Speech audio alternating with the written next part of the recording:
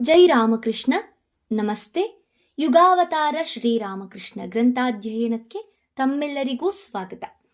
ಸಂಚಿಕೆ 152, ಅಧ್ಯಾಯ 100, ಬುದ್ಧಿವಂತ ಶಿವನಾಥ. ಶ್ರೀರಾಮಕೃಷ್ಣರಿಗೆ ಅತ್ಯಂತ ಪ್ರಿಯನಾದ ಮತ್ತೊಬ್ಬ ಬ್ರಾಹ್ಮ ಮುಖಂಡನೆಂದರೆ ಪಂಡಿತ ಶಿವನಾಥ ಶಾಸ್ತ್ರಿ. ಇವನು ಶ್ರೀರಾಮಕೃಷ್ಣರನ್ನು ಮೊದಲು ಸಂಧಿಸಿದುದು 1875ರಲ್ಲಿ ಕೇಶವ ಶ್ರೀರಾಮಕೃಷ್ಣರ ಸಮಾಗಮದ ಕೆಲವೇ ದಿನಗಳ ಬಳಿಕ. ಆಗಿನ್ನೂ ಇವನು 28 ವರ್ಷದ ಯುವಕ. ಶಿವನಾಥನದು ಅತ್ಯಂತ ಪ್ರಭಾವಶಾಲಿ ವ್ಯಕ್ತಿತ್ವ. ವಿಜಯಕೃಷ್ಣನಂತೆ ಇವನು ಸಂಪ್ರದಾಯಸ್ಥ ಬ್ರಾಹ್ಮಣ ಕುಟುಂಬಕ್ಕೆ ಸೇರಿದವನು. ಆದರೂ ಸಂಪ್ರದಾಯದ ಕಟ್ಟಳೆಯಿಂದ ಹೊರಬಂದು ತನ್ನ ಬುದ್ಧಿ, ಮನಸ್ಸು, ಹೃದಯಗಳಿಗೆ ಒಪ್ಪಿಗೆಯಾಗಬಲ್ಲ, ತೃಪ್ತಿ ತರಬಲ್ಲ ಹೊಸ ಧರ್ಮವೊಂದನ್ನು ಅರಸುತ್ತಾ ಕೊನೆಗೆ ಬ್ರಾಹ್ಮ ಸಮಾಜಕ್ಕೆ ಸೇರಿದ. ಸಂಸ್ಕೃತದಲ್ಲಿ ಉನ್ನತ ಶಿಕ್ಷಣ ಪಡೆದು ಶಾಸ್ತ್ರಿ ಎಂಬ ಪದವಿಗೆ ಅರ್ಹನಾದ. ಪ್ರತಿಭಾ ಸಂಪನ್ನನೂ ವಾಗ್ಮಿಯೂ ಆದ ಈತ ಶೀಘ್ರದಲ್ಲೇ ಬ್ರಾಹ್ಮ ಸಮಾಜದಲ್ಲಿ ಉನ್ನತ ಸ್ಥಾನಕ್ಕೇರಿದ. ಮುಂದೆ ಸಮಾಜವು ಇಬ್ಬಾಗವಾಗಿ ಸಾಧಾರಣ ಸಮಾಜದ ಸ್ಥಾಪನೆಯಾದಾಗ ಅದರ ಆಚಾರ್ಯರಲ್ಲೊಬ್ಬನಾದ. ಶ್ರೀರಾಮಕೃಷ್ಣರ ಬಗ್ಗೆ ಅದಾಗಲೇ ಕೇಳಿ ತಿಳಿದಿದ್ದ ಶಿವನಾಥ ಅವರನ್ನು ಪ್ರತ್ಯಕ್ಷವಾಗಿ ಕಂಡಾಗ ಅವರಿಂದ ಆಳವಾಗಿ ಪ್ರಭಾವಿತನಾದ. ಶಿವನಾಥನನ್ನು ನೋಡುತ್ತಿದ್ದಂತೆಯೇ ಶ್ರೀರಾಮಕೃಷ್ಣರು ಅತ್ಯಂತ ಆನಂದಿತರಾದರು. ಅವನಲ್ಲಿ ಸುಪ್ತವಾಗಿದ್ದ ಆಧ್ಯಾತ್ಮಿಕ ಪ್ರವೃತ್ತಿಯನ್ನು, ಆತನ ಶಕ್ತಿ ಸಾಮರ್ಥ್ಯಗಳನ್ನು ಅವರು ನಿಚ್ಚಳವಾಗಿ ಕಂಡರು. ಅವನ ಸತ್ವಯುತ ವ್ಯಕ್ತಿತ್ವ ಅವರನ್ನು ಬಹಳ ಸಂತಸಗೊಳಿಸಿತು. ತಮ್ಮ ಆ ಸಂತಸವನ್ನು ಅವರು ಮುಚ್ಚಿಡಲಿಲ್ಲ. ನಿನ್ನನ್ನು ನೋಡಿ ನನಗೆಷ್ಟು ಖುಷಿಯಾಯಿತು ಗೊತ್ತೇ? ನಿನಗೆ ಸಾಧ್ಯವಾದಾಗಲೆಲ್ಲ ಇಲ್ಲಿಗೆ ಬರುತ್ತಿರು. ಏನು, ಬರುವೆ ತಾನೇ? ಬರದೇ ಇರಬೇಡ ಎಂದು ಮತ್ತೆ ಮತ್ತೆ ಹೇಳಿದರು. ಶ್ರೀರಾಮಕೃಷ್ಣರನ್ನು ಕಂಡು ಶಿವನಾಥನಿಗೂ ಆದ ಸಂತಸ ಅಪಾರ ಮತ್ತು ಅಷ್ಟೇ ಅಚ್ಚರಿ ಕೂಡ. ಅದೆಂಥ ನಿಷ್ಕಪಟತೆ, ಅದೆಂಥ ಸರಳತೆ, ಎಂಥ ಅದ್ಭುತ ವ್ಯಕ್ತಿತ್ವ! ಅಪರಿಚಿತನಾದ ತನ್ನ ಮೇಲೆ ಅವರ ಪ್ರೇಮವೆಷ್ಟು! ಆ ಅನಿರ್ವಚನೀಯ ಆಕರ್ಷಣೆ ಶಿವನಾಥನನ್ನು ಮತ್ತೆ ಮತ್ತೆ ದಕ್ಷಿಣೇಶ್ವರಕ್ಕೆ ಎಳೆತಂದಿತು. ಪ್ರತಿ ಬಾರಿಯೂ ಇಬ್ಬರ ನಡುವಣ ವಿಶ್ವಾಸ ಗಾಢವಾಗುತ್ತಾ ಬಂದಿತು. ಅವನ ಕುರಿತಾಗಿ ಶ್ರೀರಾಮಕೃಷ್ಣರೊಮ್ಮೆ ಉದ್ಗರಿಸುತ್ತಾರೆ, ಅಹ್, ಇಲ್ಲಿ ನೋಡಿ, ಶಿವನಾಥ ಬಂದಿದ್ದಾನೆ. ಶಿವನಾಥನನ್ನುದ್ದೇಶಿಸಿ, ನೋಡು, ನೀನೊಬ್ಬ ನಿಜವಾದ ಭಕ್ತ. ಆದ್ದರಿಂದ ನಿನ್ನನ್ನು ನೋಡಿದರೆ ಸಾಕು, ನನ್ನ ಎದೆ ತಂಪಾಗುತ್ತದೆ. ಒಂದು ವಿಷಯದಲ್ಲಿ ಭಕ್ತರು ಭಂಗಿ ಸೇದುವವರಿದ್ದಂತೆ. ಒಬ್ಬ ಭಂಗಿ ಮುಕ್ಕನಿಗೆ ಮತ್ತೊಬ್ಬ ಭಂಗಿ ಮುಕ್ಕನನ್ನು ಕಂಡರೆ ಬಹಳ ಆನಂದ. ಎಷ್ಟೋ ಸಲ ಅವರು ಆ ಆನಂದವನ್ನು ತಾಳಲಾರದೆ ಒಬ್ಬರನ್ನೊಬ್ಬರು ಅಪ್ಪಿಕೊಳ್ಳುವುದೂ ಉಂಟು. ಆದರೆ ಶ್ರೀರಾಮಕೃಷ್ಣರು ತನ್ನನ್ನು ಸ್ವೀಕರಿಸಿದಷ್ಟು ಸಹಜವಾಗಿ ತಾನು ಅವರನ್ನು ಸ್ವೀಕರಿಸಲು ಶಿವನಾಥನಿಗೆ ಸಾಧ್ಯವಿರಲಿಲ್ಲ. ಆಂಗ್ಲ ವಿದ್ಯಾಭ್ಯಾಸದಿಂದ ರೂಪುಗೊಂಡ ಮನಸ್ಸು ಅವನದು. ಕಣ್ಣಾರೆ ಕಂಡದ್ದನ್ನೂ ಪರಾಂಬರಿಸಿ ನೋಡುವ ಸ್ವಭಾವ ಅವನದು. ಶ್ರೀರಾಮಕೃಷ್ಣರ ವ್ಯಕ್ತಿತ್ವವನ್ನು, ವರ್ತನೆಯನ್ನು, ಮಾತುಗಳನ್ನು ಅವನು ಬಹಳ ಸೂಕ್ಷ್ಮವಾಗಿ ಗಮನಿಸಿ ನೋಡಿದ. ಅವರ ಪ್ರಾಮಾಣಿಕತೆಯನ್ನು ಕಂಡು ಬೆರಗಾದ. ಕಡೆಗೆ ಅವರ ಕುರಿತಾಗಿ ತನ್ನದೇ ಆದ ಅಭಿಪ್ರಾಯಗಳನ್ನೂ ರೂಢಿಸಿಕೊಳ್ಳುತ್ತಾ ಬಂದ. ಅನೇಕ ವರ್ಷಗಳ ಅನಂತರ ಶಿವನಾಥನು ತನ್ನ ಅನುಭವಗಳನ್ನು ಆಧರಿಸಿ ಹಲವಾರು ಪುಸ್ತಕಗಳನ್ನು ರಚಿಸಿದ.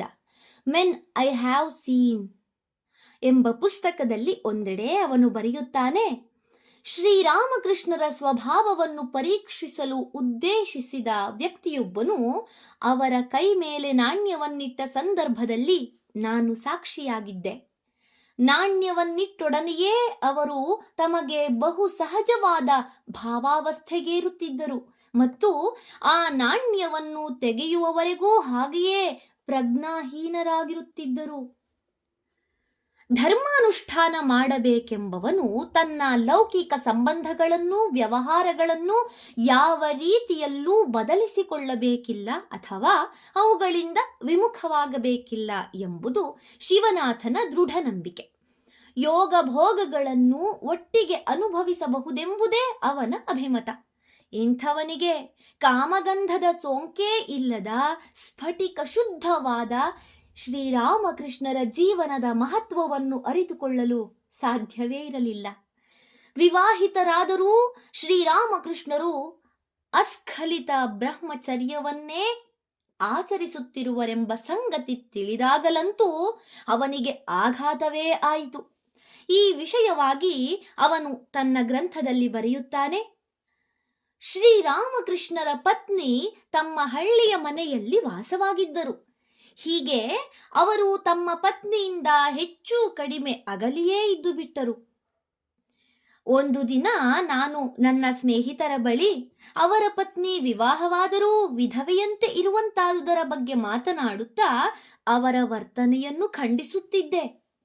ಇದರ ಬಗ್ಗೆ ನಾವು ಆಳವಾಗಿ ನೋಡಿದಾಗ ಈ ವಿಷಯದಲ್ಲಿ ಶಿವನಾಥ ಶಾಸ್ತ್ರಿಯೇ ಅಲ್ಲದೆ ಇನ್ನೂ ಹಲವಾರು ಬ್ರಾಹ್ಮ ಮುಖಂಡರು ಶ್ರೀರಾಮಕೃಷ್ಣರನ್ನು ಕಟುವಾಗಿ ಟೀಕಿಸುತ್ತಿದ್ದರು.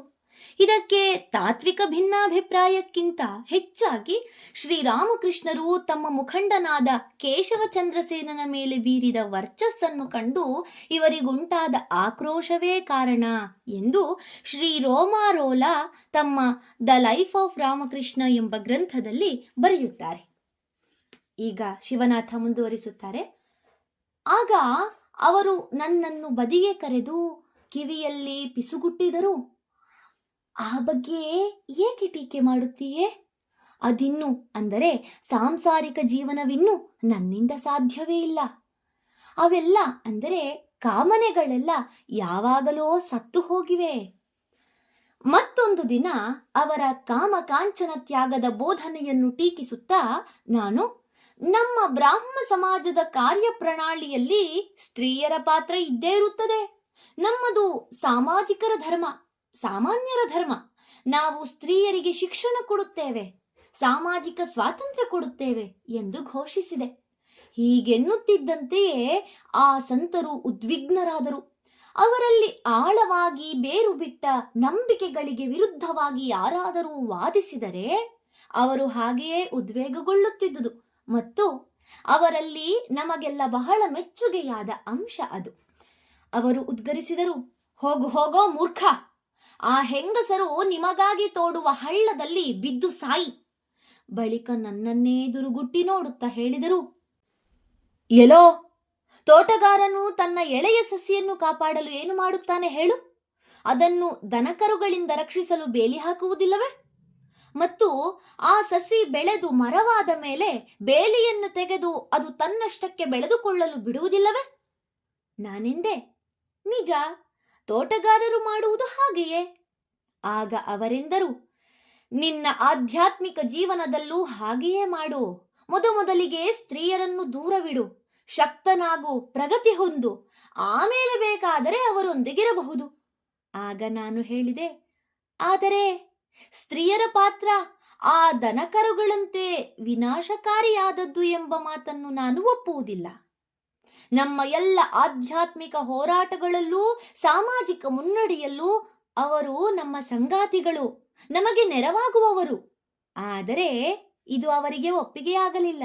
ತಲೆಯಲ್ಲಾಡಿಸಿ ಅವರು ತಮ್ಮ ಅಸಮ್ಮತಿಯನ್ನು ತೋರ್ಪಡಿಸಿದರು. ತರುವಾಯ ಹೊತ್ತು ಮೀರುತ್ತಾ ಬಂದುದನ್ನು ಸೂಚಿಸುತ್ತಾ, ನೀನು ಹೊರಡುವ ವೇಳೆ ಬಂದಿತು, ಎಚ್ಚರ, ತಡವಾಗಿ ಹೋದಿಯೇ, ಆಮೇಲೆ ನಿನ್ನ ಹೆಂಗಸು ನಿನ್ನನ್ನು ಕೋಣೆಗೆ ಸೇರಿಸಲಾರಳು. ಇದನ್ನು ಕೇಳಿ ಅಲ್ಲಿದ್ದವರೆಲ್ಲ ಗಟ್ಟಿಯಾಗಿ ನಕ್ಕರು.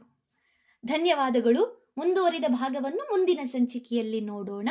ಓಂ ಶಾಂತಿ ಶಾಂತಿ ಶಾಂತಿ. ಹರಿ ಓಂ ತತ್ಸತ್. ಶ್ರೀರಾಮಕೃಷ್ಣಾರ್ಪಣಮಸ್ತು. ಸರ್ವೇ ಜನಾ ಸುಖಿನೋ ಭವಂತು. ಜೈ ಶ್ರೀಮಾತಾ.